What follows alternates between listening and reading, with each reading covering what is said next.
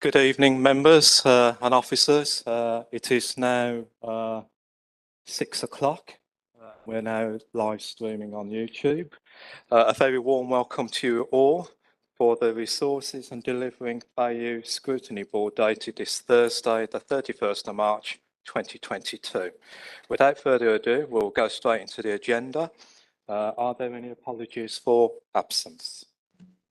Through you, Chairman, apologies have been received from Councillor Tilsley, for whom Councillor Gough is substituting, and apologies received from Paul Johnson, Director of Resources and Deputy Chief Executive. Thank you for that, Paul, and a warm welcome to Councillor Gough. Are there any declarations of pecuniary or conflicts of interests? No, I see none. Any questions or deputations submitted? No questions or deputations have been received, Chairman. Thank you. You have before you on the next item on the agenda the minutes on pages 5 to 10. I'm not going to go through page by page, so hopefully you would have the opportunity to read through them in your preparations to this meeting. Are any observations or concerns on the minutes? No? Can I have members' approval? Right, thank you. Okay, next item, smarter ways of working that you have on pages 11 to 22. The purpose of this report is to update members on progress with the Council's key programme, Smarter Ways of Working. And I believe Sam will be presenting a report. Yes, thank you, Chair. So, good evening, members. This evening, I'm accompanied by both Adrian Cattell and Paul Langham to present this report. Members will be familiar with Smarter Ways of Working. It's one of the Council's key programmes in the Council Plan. And as such, then, it is duly required to be presented periodically to this committee to provide you with updates. I'd like to start by, I'll give you a brief introduction and update you on the facilities aspect in the report and the finance aspect. Paul will provide an update on the ICT and Adrian will give you an update on people, where particularly this report has a greater focus in particular. It's also probably important to point out in the decisions little c, where we are looking at this point that the actual Smarter Ways of Working programme, as it's currently formed, will be redistributed amongst other teams or projects as part of their business as usual. So that's another item to bear in mind as we go through this report. So the background briefly explains both the backward looking of how we've got to this point with what the forward look was around the purpose of a Smarter Ways of Working programme. The 12th of October in 2020 was where we presented Scrutiny, a report that really was around the Council's response to the COVID pandemic, but arising from that situation was an opportunity to pull together what would be a recovery and reset plan. The plan itself recognised that there were a number of interdependencies between people, facilities and technology. And that was where Smarter Ways of Working came from. There were early benefits as well that were noted in that report back in 2020 that we could see had arisen from the situation. Things such as reduction in carbon emissions because of people travelling less. Sickness as well at the time had improved quite considerably from a different way of working, as well as other financial benefits. The hybrid working model is one that varies really across directorates, and I think it's fair to say it's not one size fits all. There does need to be a reflection of really how that service needs to operate. But the overall ambition was that on average, 40% of staff time would be spent in council offices. And at 3.6, you will see there that Cabinet agreed a level of investment later in 2022. Since then, you did have an update in 2021 in October, and the timing of this report really is to align to the completion, excuse me, of the work that was taking place at the Council House, which was a pilot for the model of implementing smarter ways of working across other buildings. So for facilities, clearly we have not yet fully fell into a regular rhythm of working in offices. It's only perhaps in the last few weeks where we're starting to see staff numbers return on a greater number. And that probably reflects the outbreaks that we saw around Christmas time, etc., of variants of the COVID virus. We have, though, during the time introduced the new cloud-based room booking system, which I'm happy to say is embedded across the council house. Any of you that have been in the building recently will see those iPads outside of meeting rooms, and they are being utilised well. They seem to be something that people have been able to adapt to quite quickly, actually. It's our intention as well that the desk booking system will be rolled out to other council buildings, as well as it provides the facility for staff to book a desk when they are coming in, so we don't have the potential of oversubscription of people turning up on any one day if there's no desks to actually sit at.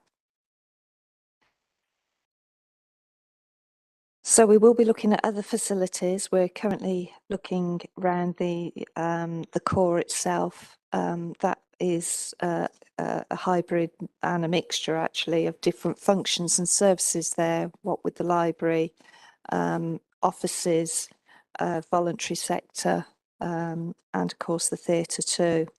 So we're currently looking at implementing a smarter ways of working plan with library staff, and that is going well.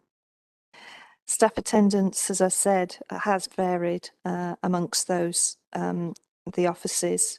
We do have some teams, children's particularly, that are attending 100% at the moment into the offices, and other teams where some people might even be coming in once or so a week. So it does vary. A big aspect we have introduced in reaction to this is the use of the council house car park, which previously was reserved at the council house for essential users only. But during the pilot, because there were so many vacant car parking spaces, we have tested really whether the staff that are coming into the offices or the core can park around the car park, and we do see different peaks and flows actually of staff, with a potential peak that we're noticing on Wednesdays that of staff coming into the buildings. That situation is under review, and staff that are deemed to be essential users can also use Churchill multi-storey car park free of charge if the car park around the council house itself is full.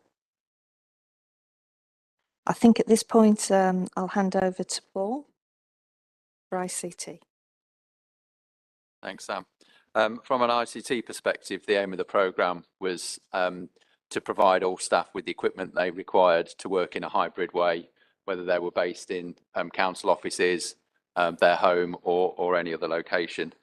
In most cases, that meant providing everyone with a laptop, a smartphone, and the appropriate DSE compliant monitor, keyboard, mouse, chair at home and in the office. That was our main objective, and we managed to deliver that through this programme. So prior to the pandemic, most staff were coming into the building and using office-based equipment to access the system. Now that has all fundamentally been replaced. Everyone is now using a laptop. They plug into what we call hybrid monitors, which are connected to keyboard, mice, and everything else. So literally just taking the laptop to a location or any council building or at home, they can access the systems from their laptop. So that was the fundamental design behind the smarter ways of working from a technical perspective, and that has been achieved. So the software we brought in is Microsoft Teams. So again, prior to this programme, we didn't have that software available, so that has been introduced across the council. We managed to deliver it, and I think probably most meetings now within the council take place using Microsoft Teams. I think the testament to the whole programme is probably the staff themselves who have actually managed to pick up the mantle and actually start using the system pretty much straight away, fast, effective, and now becoming pretty much experts in how to handle a hybrid meeting using that product. As Sam said, we've also introduced desk booking systems. This has the advantage of not only ensuring that people come in and get a desk, although that hasn't been an issue so far, but from a health and safety perspective, we also know who's in the building, who's booking that desk. They check in, check out. So again, with, as Sam said, the reduction down from, if you like, 100% down to 40%, with the introduction of this system, we also know who is in the building, whereas before it was easy to see who was there, and you knew where people were based. With a hybrid way of working, that's one of the challenges, but this new system has enabled us to bring, manage the health and safety risk accordingly. I think one of the things that's not in the report that I would like to bring to your attention is, obviously when people work from home, there is always the risk that the technology may go wrong when they're at home and they may not be able to get access to systems. So from a business continuity perspective, the reason we provide a smartphone and a laptop is that the smartphone can be used as a broadband hotspot if need be. So if their own local broadband goes down, they can use the smartphone to get access. If they're traveling out and about, again, they can use the smartphone as that hot broadband connection to maintain access. And we also load things like Microsoft Teams and email onto the smartphone. So if everything else fails, they've got a third way of getting in directly through the smartphone.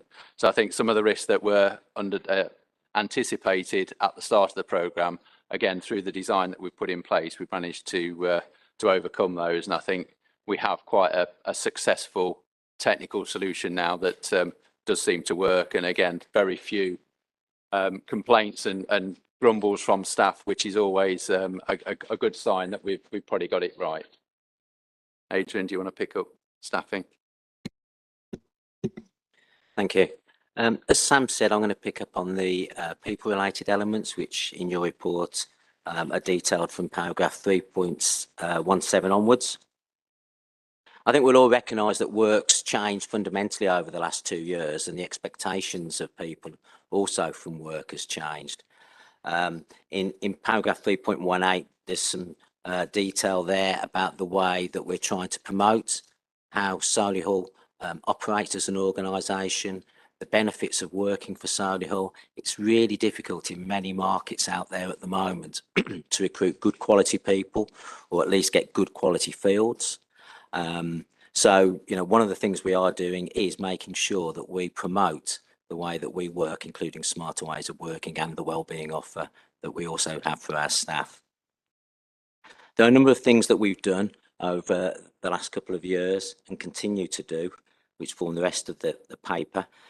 We've amended our performance development review framework, to reflect smarter ways of working in terms of the behaviours that we expect. And that's something that managers address on an annual basis in terms of an overall review, but also through their monthly one-to-ones with their employees. In paragraph 320, I've detailed some of the policies linked to smarter ways and hybrid ways of working that we've actually reviewed, and those reviews have been completed, and they are now live documents. Only this week, in fact, it mentions that we've had the review of the disciplinary and capability policies. They were approved by Governance Committee on Tuesday night of this week, so we'll be taking those forward as well, now that they've been agreed. And the sorts of things that they're addressing is the fact that, you know, remote working or virtual meetings now can be incorporated into some of those policies as well, just by way of an example. There are still a number of policies that we need to actually address. They're detailed in paragraph 3.23. And I suppose the most important one of those is management of change, and that's our priority at the moment, but also travel and subsistence is another one that we do need to address now in terms of the fact that employees aren't travelling as much, and we'll be taking that forward over the next few months.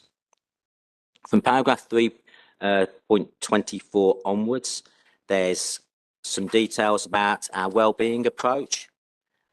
The fact that we've now introduced individual and team wellbeing action plans. If you think about the individual action plans, it's looking at how the new ways of working may be impacting on those people, to make sure that, you know, if there are issues, that we're picking them up at a very early stage.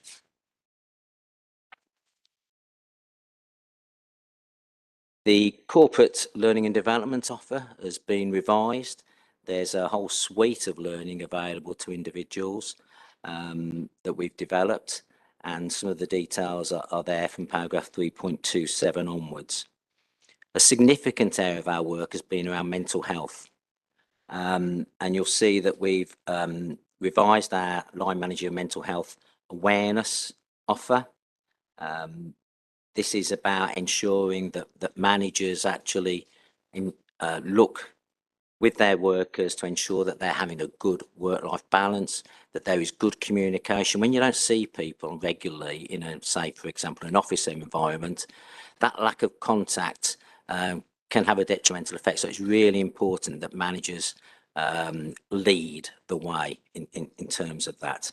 And similarly, we've redesigned the employee mental health awareness, so that's a bit more tailored to meet their needs.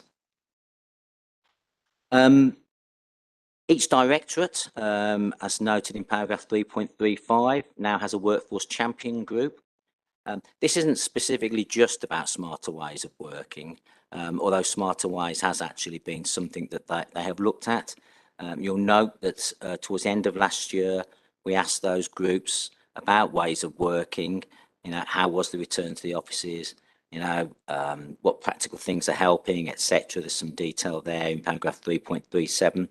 And we received 189 comments, some of which are referenced there. Some were positive, some were ones that we needed to take away and look at, and that's exactly what we've been doing. And then probably finally, just to pick up, in January of this year, we held what we called a winter wellbeing event. It's the first time we've done it. Featured a range of internal and external experts, looking at ways that we can support physical and mental well-being of our workforce. And that was really popular, and actually 467 places were taken up during the programme of events. So that's clearly something we'd look to do on an annual basis, because that was a really positive experience. I think I'll sort of leave it there, because give the opportunity for questions and for you to focus maybe on some of those matters. Sorry, Chair, shall I just pick up the financial? Sorry, I missed that towards the end there at section 6.3. You'll notice there that we have some budget provisions that were made specifically to support implementing smarter ways of working. One of the main things being our anticipation around needing to allocate chairs for people at home. Another being the refresh of IT equipment too, which with everybody now having devices that they take home, is on a need to refresh a little more frequently than when we had them based on desks. Those items then, we will be closing down the accounts for the financial year. The allocation for chairs at the moment is one that hasn't had a huge take-up, ironically. A lot of staff actually utilise the chairs from the offices if they needed one for home at the time of lockdown. So we've actually found that that is the one that isn't being utilised very much. But the others, they're on target with perhaps a bit of slippage around IT equipment, mainly because of the it's those shortage of chips, microchips, that have hindered the pace in which some of those laptops arrived. So it's gone. There's still some budget left there, but in the main, we're not worried that there isn't sufficient budget. Going forward at 6.3.2, you will see that we have budget provision for the current financial year and next financial year, but beyond for 23-4, there was an expectation of a savings target of 250,000. We're going to use the close down information that we'll gather from this year. That means we will have 2 years worth of data. We've been a little cautious of doing this exercise too quickly, given that we were never too sure whether we had reached what they call a new normal or not. But we feel like we've now got a couple of years worth of data that gives us an opportunity to reconsider those running costs, printing costs, stationery, mileage and expenses, as Adrian mentions, and see whether we now have the ability to meet that £250,000 saving. The success of that clearly will be fed back through the normal budget monitoring process too. Thank you, Chair. Thank you, Sam, and Adrian for your reports. I can see Councillor McCarthy wants to ask the first question, and then I'll go over to Diana Harlan and then to Ben. Councillor McCarthy. First question was, how have long-serving officers who perhaps might feel best in a familiar working environment reacted to hot desking?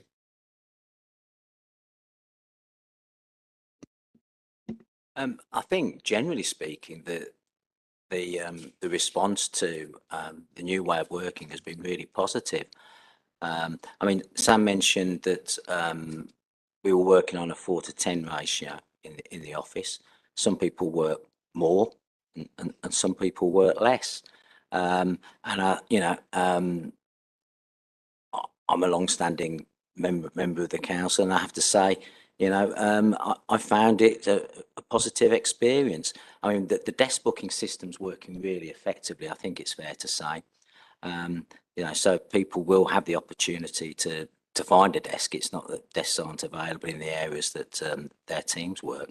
But I think, generally speaking, my experience from conversations I've had from some of the pulse surveys we've done, it's proved really positive. Extremely positive, I would say. Yeah, I'm quite glad to hear that. But moving on to section 3.21, there's a key point there on how privacy is ensured and how a meeting or hearing that is covertly recorded is unacceptable. How is that communicated to everyone? Because I haven't seen anything really. So this refers to specifically in a way that those sorts of meetings, such as disciplinary grievance, sickness absence management is another example. So you need to ensure that those meetings take place in a confidential environment. So they can take place face to face, but we've got that greater added flexibility now for them to take place virtually if all parties are agreeable to that. We have sufficient office space within the or meeting rooms, I should say, within the council house and at other premises, because it's not just limited to the council house, which enable those meetings to be taking place in a private way. The reference to covertly recording is just something that was brought in as well, following some events where people were recording the events of some of those types of employee relations meetings without the knowledge of others. So we've made reference to that in the policy and agreed that with the trade unions. It's not something that's been imposed at all, so it's agreeable on all sides. But yeah, remote hearings and meetings of a confidential nature can still take place within relevant meeting rooms that we've got within the council. Okay. I'd just like to be certain that everyone understands that it deals with council business. You know, I haven't seen it come out to councillors, for instance, or anything like that. And we do occasionally do confidential work. Yes, so I mean, for example, the disciplinary and the capability policies that have just been approved were approved on Tuesday night.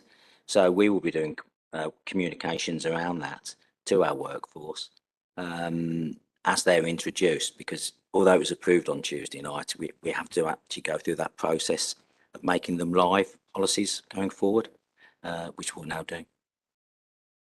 Thank you. Okay, thank you for that. Before I go over to the next, no, okay, thank you, Sam.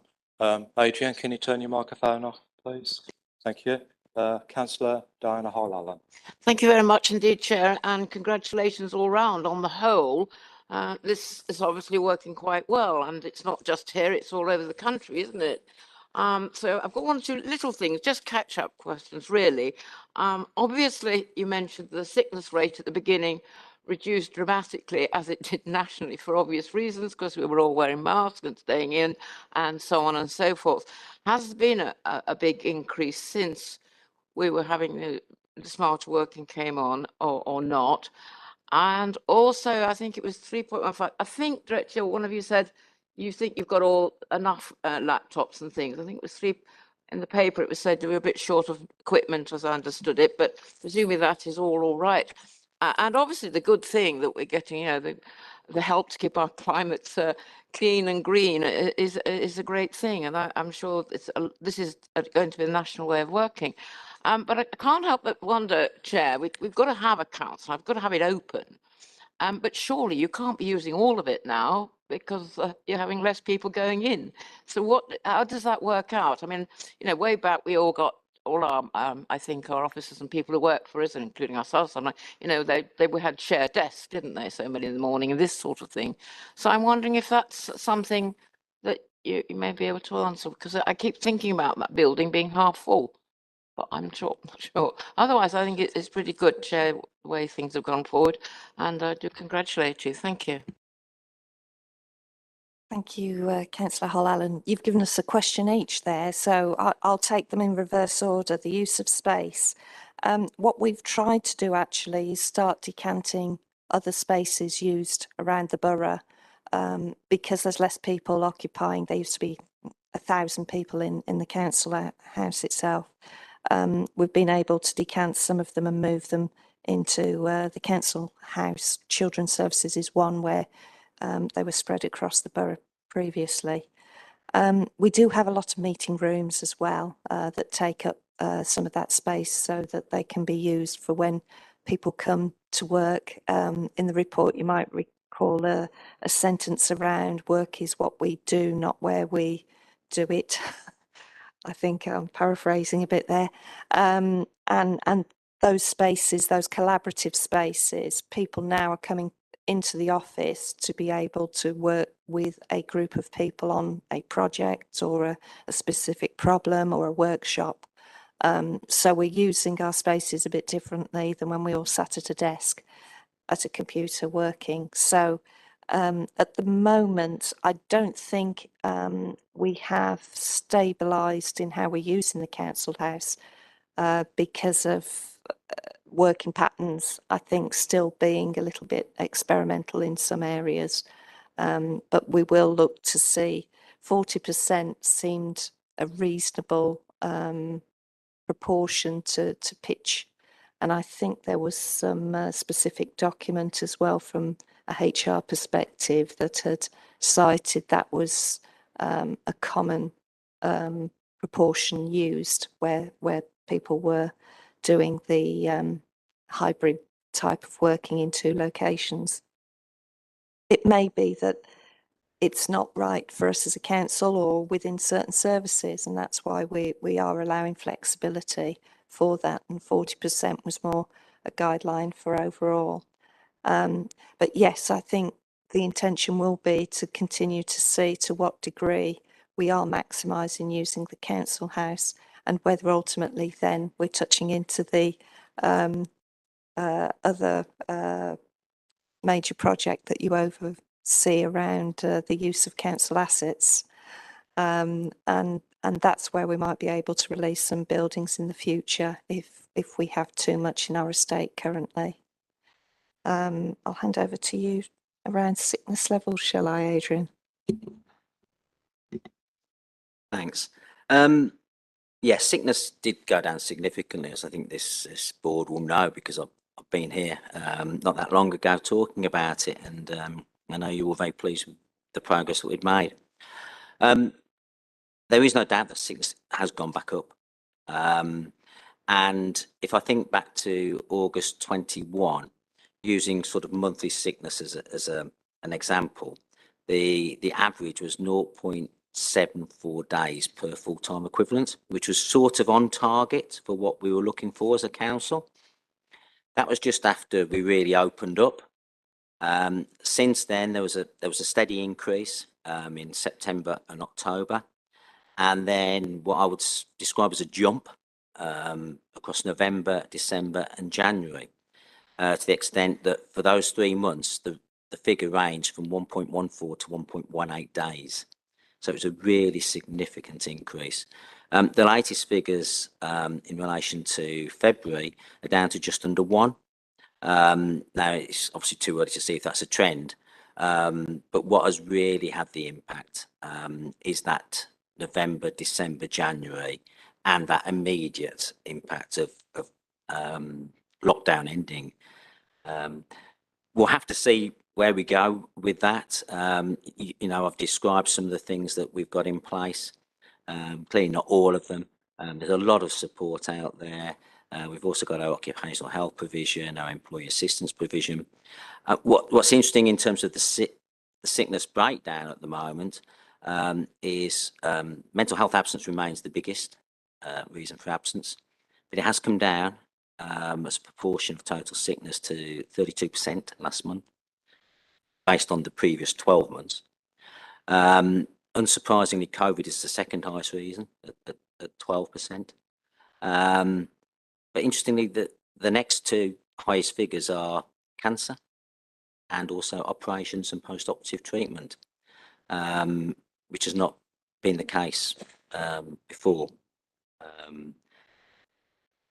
But sickness, yeah, it definitely increased after lockdown ended, and particularly, you know, over that 3-month period. But we'll hopefully we'll start to see it coming back down to more manageable and expected levels. Paul?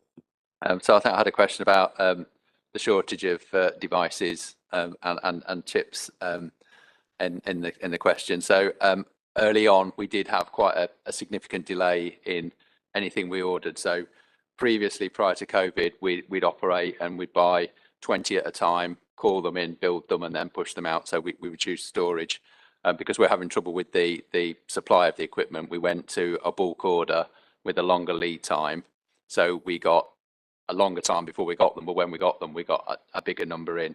And what we then did was manage the rollout of the devices.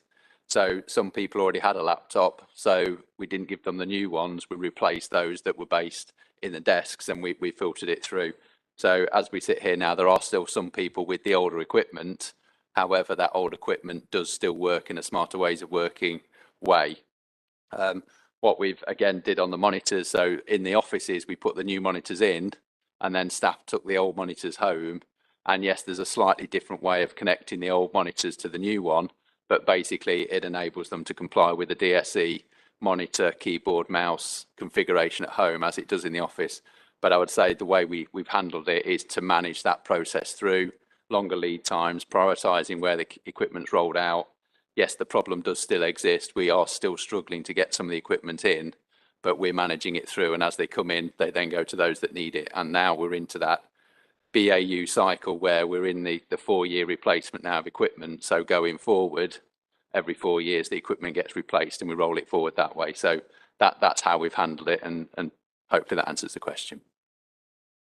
Very, very good indeed. Thank you very much, all of you. Thank you for that. Just to let Councillor Ribeiro know that I do know you've got your hand up and there are 2 more questions and then I'll go over to you. Councillor Groom. Thank you, Chair. I've got a few questions. Shall I do them all at once as everyone else has? Perfect. First of all, I think it's a really good report and it's really good to see it so people focused. And I think if you'd suggested that any council in the country would have such modern and progressive ways of working 3 years ago, people would have thought that you were talking complete nonsense. It's amazing to see what we've actually managed to achieve. I have a few questions. The first, which is 3.39, the Smarter Ways of Working charters. I've been seeing these come in my workplace as well.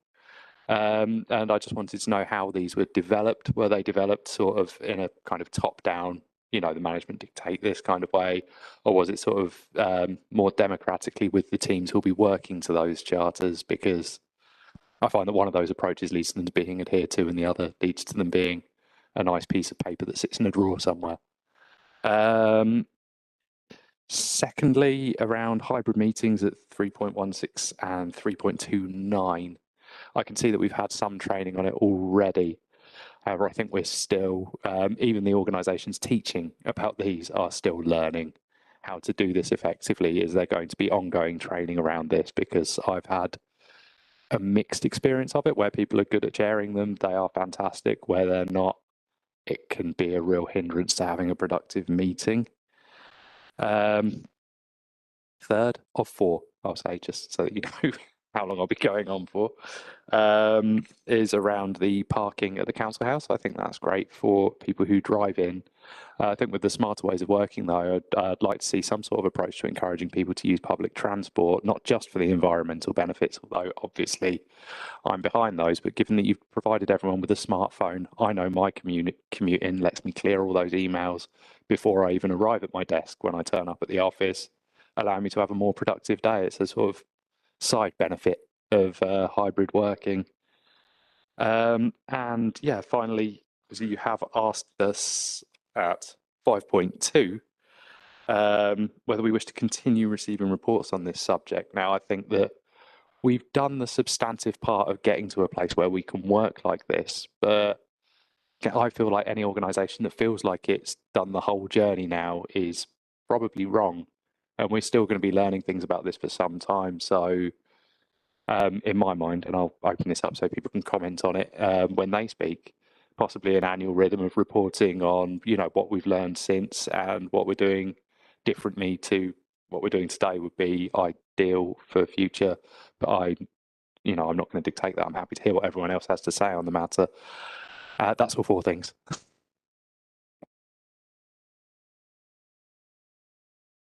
I think most of them were for me, so I'll start. In terms of the smarter ways of working charters, they, to the best of my knowledge, were developed by the 2 direct up working champions groups, and that's how they were introduced and developed. So it certainly wasn't top down. It was very much engaging with a number of the workforce in terms of that. So it's sort of linked to your last point around, you know, have we learnt everything about smarter ways of working? And I think it's quite clear we haven't. You know, if we'd have tried to get everything perfect, we'd never have started. is one of the ways I look at it. And that brings me back to your point about the learning and development offer. What we've done is we've sort of introduced that for people to support them. But that's just part of the whole system, really. It's a bit like, you know, I talked about the importance of the behaviours of leaders in the performance development review framework, about making sure there is that ongoing communication and having the discussions about how it is for them. So, you know, I think, you know, the team, it's a team that works, you know, with me, have done a really good job in terms of producing that development offer. But that doesn't mean that it's produced, it stays the same. You know, we review it. One of the things we're very keen on doing is getting feedback from participants in all of that. So we'll continue to review that, and it will evolve as the whole agenda evolves, really, as we learn going forward. So hopefully that'll give you some assurance that we're not just thinking that we've done it, ticked a box, and that's that. You know, it will be an ongoing process, because this is, you know, the future in terms of the way we work now, and we've got new employees that are coming on board as well. I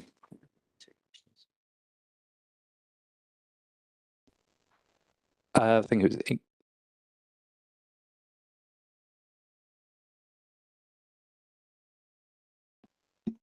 Yeah, the car parking was introduced because obviously we had basically an empty car park to start with, and we had people paying car parking charges, incurring expenditure, and also it was at a time when some people were more willing to come into work than others. You know, and even now we still have some people who are, you know, very wary of going out the house, coming into a workplace environment. So we've done that on a trial basis. Clearly not everyone drives into work. There's still a significant number that come in via public transport, although I'm sure nowhere near what we used to have. But it is a trial, and we do have a Smarter Ways of Working and Wellbeing Board that's chaired by Paul Johnson. And I agreed at the last meeting to take a paper to the next meeting to actually look at what we're going to do going forward about that. And, you know, you throw in other things such as fuel prices now and so on. So it's a bit of a moving feast, I think it's fair to say, but we've got the data. And, you know, one of the things we'll do is try and develop what our approach is going to be going forward. I think overall, the fact that hybrid working does encourage the green agenda in terms of cutting back on transport. And that's a significant aspect of, you know, of that development of that framework. Quite so, and please don't take the fact that I directed so many questions at you as a criticism of the work you're doing. It's because you've done so much around people that I have a few questions to ask around that. So I'm very happy with the contents of the report. Paul? Yeah, if I can just pick up the meetings questions. So I mean, prior to the pandemic, it was all physical. During the pandemic, we moved from physical to what I would call virtual. And again, we had the same initial problems there of getting people used to the technology, used to raising hands, etc. If you now join a virtual meeting, it is very well behaved and very well organised. Everyone raises their hands, uses the gestures, uses the chat, and I've become very familiar with that. We did identify very early on that the hybrid way of working was always going to be the most difficult, to make sure that the chair of the meeting, for example, took as much notice of those people that were virtually dialing in as well as those that were physically in the room. And some of the early hybrid meetings we did have that, you know, I was party to. There was a tendency to focus on the room rather than on the virtual participants, and it did become a bit of a us and then type of situation.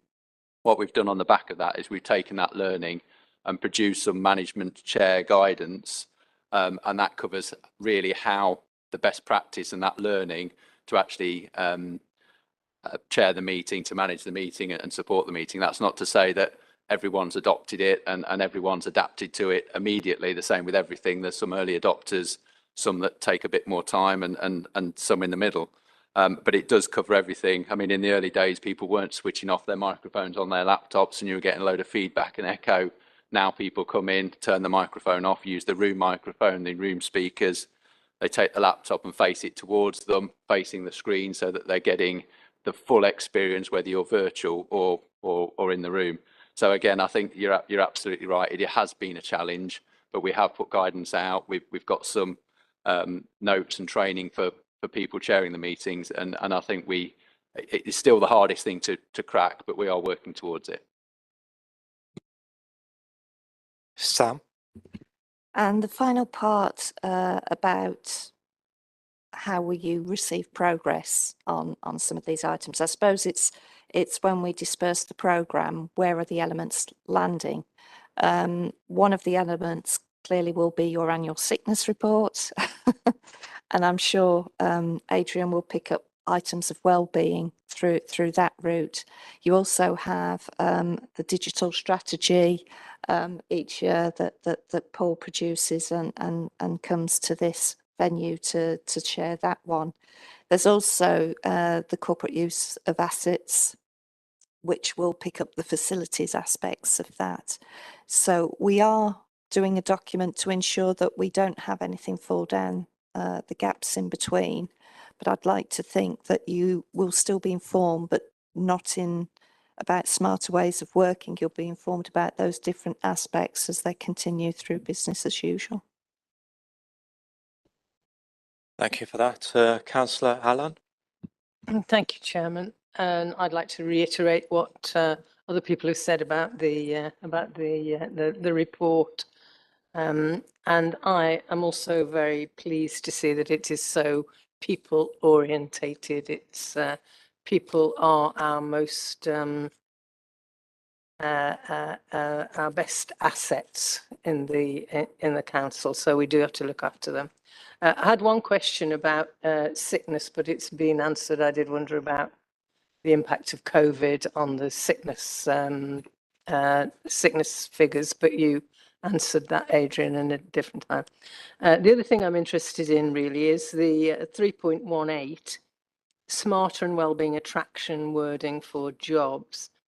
I think that's obviously an excellent idea, but I am wondering just how successful it's been. I know that we have big problems in attracting ICT staff at the moment, and also social workers. So do you know how successful you are being, and have you got any plans to, you know, sort of make it any more attractive? Thank you. In terms of the promoting of that, it has been quite recent, to be honest. So it's probably a bit too early to actually say what difference it's making. I think one of the things that, you know, we do need to recognise that the difficulties in the recruitment market, whether it's IT staff, social workers, planners, you know, I could go on and on, accountants. I know Sam's had problems. You know, is felt across the board and across the country. So it's really important that as an employer, that we build our reputation, that we become known as an employer of choice, for, you know, for want of a better phrase, that we promote the opportunities that people have. Not in all roles, to be perfectly frank. You know, there are some roles that, you know, that hybrid working doesn't work. Carers, for example. But it's really important for us to actually promote and develop that going forward. And, you know, one of the things that we'll look to do is actually, you know, our sort of website offer as well, probably later in the year. But it would be too early to say it's made a difference. Although, you know, what I would say is we might not be getting the fields we used to, but we're still getting good quality people appointed in a lot of areas that others are struggling. You know, by way of example, we've appointed 2 new assistant directors in children's services in the last week or so. You know, I've been fortunate in HR in terms of being able to appoint some a couple of good HR business managers. But there are areas it's difficult, and there are challenges, and you've also got to build in the fact that there are other factors. Salary. We have a salary structure, and other organisations, particularly private, have that greater flexibility. But where necessary, one of the things we do is look at market forces and other matters. Okay, thank you. Have you ever thought of making a video? We have made videos in the past, mainly for more senior posts. But one of the things that we will be looking at is obviously things such as a message from Nick. So I know Nick does something on the website that we've got at the moment, sort of an introductory message to Solihull. But yeah, certainly, I think depending on the jobs, that's the sort of thing that we could do.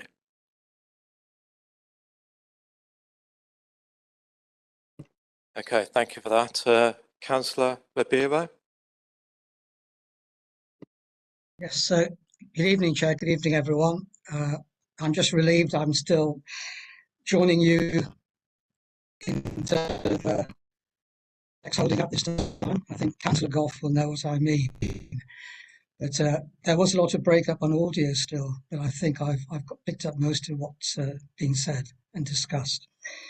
I just wanted to pick up on something Councillor Groom raised, which is working charters, and really just wanted to ask who are the two directorates that have actually used this and introduced it, and will others follow?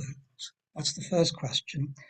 The second one is, when we have new employees joining us, I don't know what the actual numbers are each month, but for how long does a new employee actually,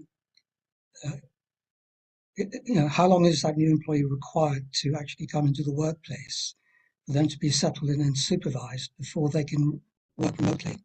And the third question really was on 3.8. You referred to key things to do for our residents and employees. I just wondered if you could just let me know what those key things were, please. Thank you. And for the report as a whole, as with everyone else, really pleased to know the progress being made and that you've really got no real issues that you've presented. Thank you. Thank you for that, Councillor Ribeiro. I trust the officers managed to pick up the questions posed by Councillor Ribeiro. Sorry about that. There was some interference on some of your questions, but I think we picked up on what you were trying to say. I certainly picked up on the first 2 points. I wasn't quite clear on the last one, but in terms of the others, in terms of, I believe you're asking about how long new starters were required to come into the office before being able to work remotely. I mean, very much our induction processes have been adapted to take into account hybrid working, remote working, in terms of both the corporate induction process and the local induction process. There's two aspects to it, one which is standard for all employees and one which is tailored for individual areas of work. It would vary between service areas, to be perfectly honest. I mean, I know that a lot of teams with new starters, I can use my own as an example, they will conduct the induction period face to face. I mean, that wasn't always possible during the pandemic, but obviously it is easier, and that's how you get to actually meet the team. So it would vary in terms of those service areas. I think there's a question about whether other directorates would be adopting the smarter ways of working charters. I mean, it really is about priorities for directorates, and there's always going to be some that are ahead of the game. But quite clearly, my expectation would be that all directorates actually have something that's suitable for their particular area of work. I'm sorry, I didn't hear the third part of that. Okay, I'll try again. I did actually put it in the chat. It was asking if there could be an explanation, please, in 3.8 of what key things to do means for our residents and employees. Did you get that? Affirmative. I can pick that one up. Right. So basically that is when we've reconfigured the council space. So if walking around the council house now, you will find areas of collaborative space where we've set up desks and soft seating areas where people can come and work together. So key things to do would be projects or looking at council plans or other activities that requires collaborative working. In terms of it's things to do for our residents. So that's probably a generic term, but it's really just spaces where people would come together to work collaboratively on a specific task. So as I said, that could be a planning application, it could be a project, it could be anything within the council. It's probably just the way it's been worded, but it pretty much could be anything, and it refers to collaborative space. I'm glad it was that simple. So thanks for that. But could I come back to Adrian on that first question, Adrian? Did you actually mention, I didn't pick it up because there's still more breakup in my end. Did you actually mention the two directorates that had adopted the working charters? I didn't. Adult care is one.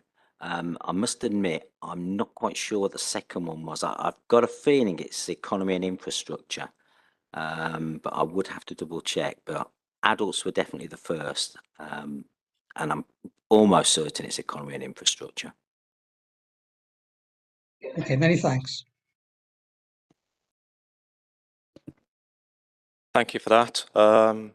I believe Councillor Davis wants to ask a question. Yes, thank you, Chairman. What was interesting to note, well, quite a lot of things are interesting to note, and incidentally, I welcome this report, and I thank the officers for the time they've taken in preparing it and presenting it this evening. It was interesting, and I think somebody's picked up on this, but nevertheless, the 22% reduction in staff sickness during the COVID epidemic, during almost the height of the COVID epidemic, during 1920. That was interesting. Just makes you wonder how many would have gone sick if we'd all stayed working in the council house. So that's a help working from home. I have over the last few months perhaps spoken to various members of staff about how they get on with home working, and by and large it's all very positive feedback. I get the one where, you know, yes, I can do my work, I can do it perhaps even better and more productively because I'm not being interrupted all the time. And of course, when you're being interrupted, you lose the flow, and you that goes back. Didn't really want to say too much more because it's already been picked up, but I'd just like to say, Chairman, I noticed at 3.18 that we're bronze accredited with the West Midlands Combined Authority, which provokes the question, are we going for gold? Adrian? We've got to go for silver first. We are in discussions with West Midlands Combined Authority around that, because their framework for silver doesn't quite fit with how we want to progress it. So we're looking to see if they can adapt it a little bit to be more suitable to our needs. But as far as I'm aware, we're still the only one that so far has achieved bronze, despite a number of others working towards it. But we are working towards silver. We've just got to agree with the combined authority what that framework is. Sorry, if I could just say on the sickness bit, yeah, clearly sickness went down with lockdown, but I think one of the key factors is, and I think Councillor Hull-Allen, you mentioned it, is we weren't mixing, you know, colds and flu that were a significant part of sickness prior to COVID, just basically disappeared in the figures. Thank you for that. Councillor Goff? Yes, thank you. My questions regarding finance are through you, Chair.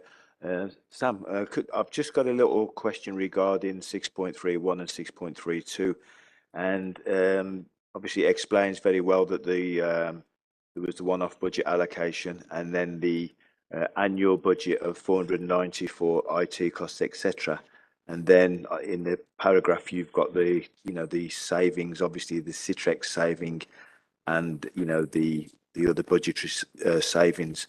So what I was wondering is, when all of those things tallied up in both columns, do you expect as a council to have a net saving on the budget, or would you think there would be a net cost going forward?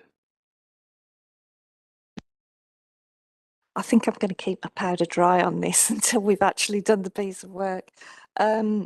I'm not sure. I mean, some of the running costs really were greatly reduced, as you can imagine, when there weren't many people in that building. It really did see a huge benefit.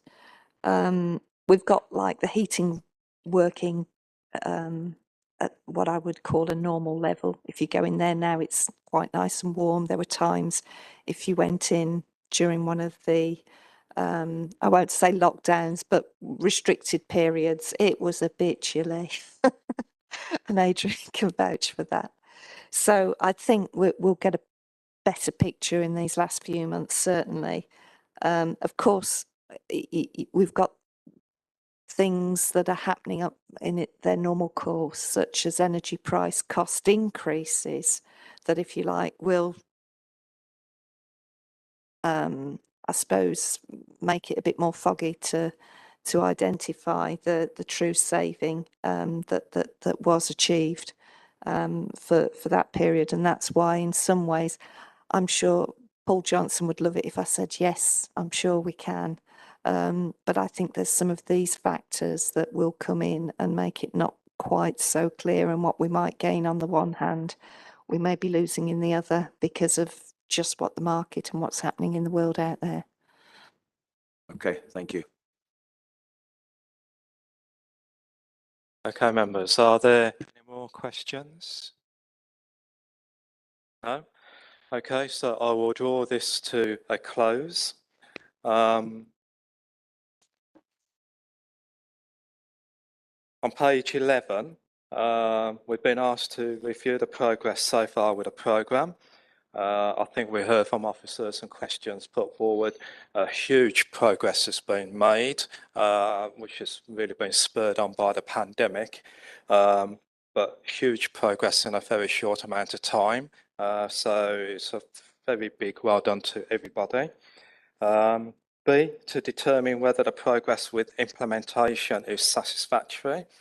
I think we can say it is. Obviously, there's still much more work in progress. It's still things still developing, and we can see that evidence throughout the report. And C, given that smarter ways of working is now business as usual for the council, to agree whether any further updates should be reported to the board. My feeling is from the questions posed by the members that there was a lot more questions than I anticipated. So I suspect we need to have this back before the board within the next municipal year, just to monitor progress. It's all good stuff. The thing is, obviously COVID has not gone away yet. We know there are hotspots still happening abroad and certainly up here. We don't know whether the virus will mutate. Things could go back to how they were a year or two ago. We just don't know the science behind it. So obviously we need to keep that under review, I think. God forbid it doesn't, but it could happen, but we just don't know. I think it's still early days yet. Members will note on page 20, there are legal implications regarding health and safety. There are risk implications. This is a major project for the council to implement, and therefore a risk register has been developed. And I think on that basis, with a risk register being in formation, we do need to make sure we scrutinise this and keep it on the radar purely because of that. So I'm not going to say when. I don't know whether 9 months time. I think I'm going to leave that within your hands. If anything untowards or serious that needs to come to our attention, obviously bring it to our attention, Democratic Services, and so we can build that into the work plan for next year. Are members content with what I've just said? Okay. Support it, Thank you Chair. for that. And thank you, officers, for your input on this one. Okay, we will move on to item 7, but before we do so, item 6, exclusion of the press and public. This meeting is not open to the public during discussion of the following item because the report contains exempt information as defined in Schedule 12A to the Local Government Act 1972. And I will ask Paul to make sure that we will not be live streaming